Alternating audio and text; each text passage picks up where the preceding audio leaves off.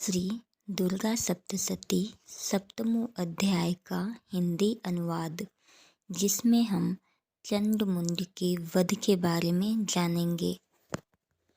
ऋषि कहते हैं, इसके पश्चात शुंभ दैत्य के आदेश से वह चंडमुंड नामक दैत्य अपनी चतुरंगी सेना को अस्त्र शस्त्र से सज्जित करके चल दिए।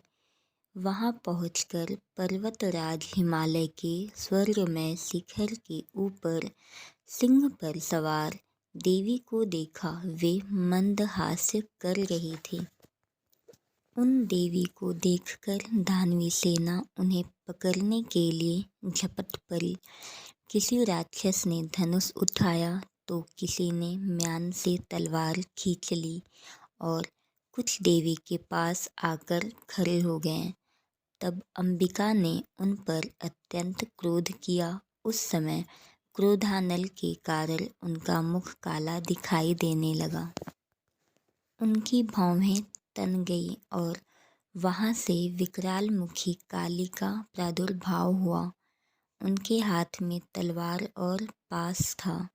वे चीते के चमड़े की साड़ी पहने नरमुंडों की माला से विभूषित होकर हाथ में विचित्र प्रकार की तलवार धारण किए हुए थीं।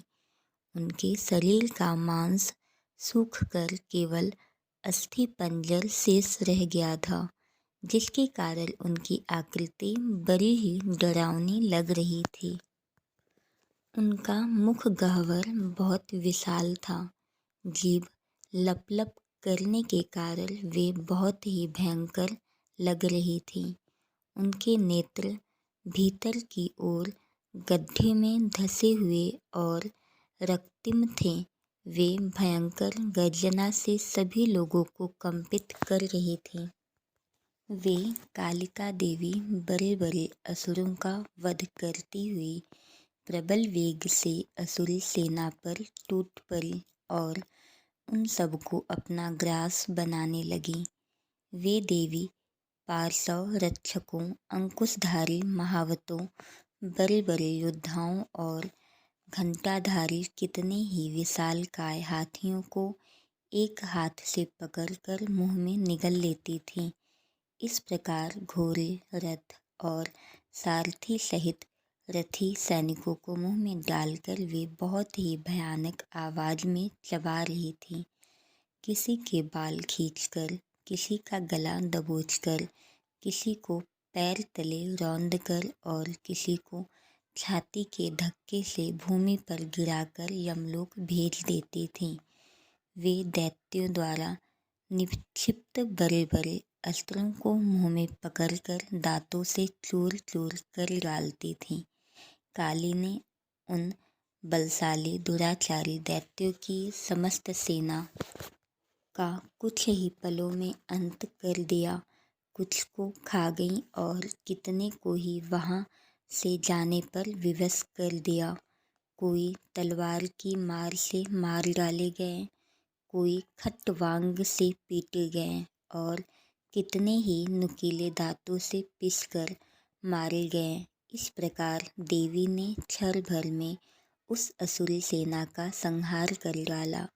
यह देखकर चंड उन विकराल काली की ओर दौड़ गया। फिर महादैत्य मुंड ने बाणों की वर्षा करके तथा हजारों बार प्रयुक्त चक्रों से उन भयानक देवी को ढक दिया। देवी के मुख में प्रविष्ट होते हुए वे अनेकों चक्र ऐसे जान पड़े मानो सूर्य के बहुत से मंडल बादलों में समा गए हों। तब भयंकर गर्जना करने वाली काली ने रोष में भीषण अट्टहास किया। उस समय अपने विकराल मुख के भीतर कठिनता से दिखाई देने वाले दांतों की चमक से वे अत्यंत उज्ज्वल दिखाई दे रही थी। फिर तो देवी ने बहुत बड़ी तलवार से हम शब्द का उच्चारण करके चंड के केश पकड़ लिए और अपनी तलवार से उसका मस्तक धड़ से अलग कर दिया। चंड को मरा देखकर मुंड देवी की ओर दौड़ गया। तब देवी ने क्रोधित होकर अपनी तलवार से आघात से उसे भी धराशायी कर दिया। चंडमुंड के मरते ही बची खुची सेना भय से व्याकुल होकर रणभूमि से पलायित हो गई। तब देवी ने चंडमुंड के कटे हुए मस्तक को हाथ में लेकर चंडिका के पास पहुंचकर विकट अट्टहास करके कहा, हे देवी, मैंने इस महापशु चंडमुंड को तुम्हें अर्पित किया है। अब युद्धभूमि में तुम शुंभ और निशुंभ का स्वयं ही संहार करना। ऋषि कहते हैं, चंडमुंड के मस्तक को देखकर कल्याणमयी चंडी ने काली से मधुर स्वर में कहा, देवी, तुम चंड और मुंड को लेकर मेरे पास आई हो, इसलिए विश्व में तुम्हारी ख्याति चामुंडा के नाम से होगी। इसी के साथ श्री दुर्गा सप्तशती सप्तमों अध्याय का हिंदी अनुवाद पूरा हुआ। जय माता की।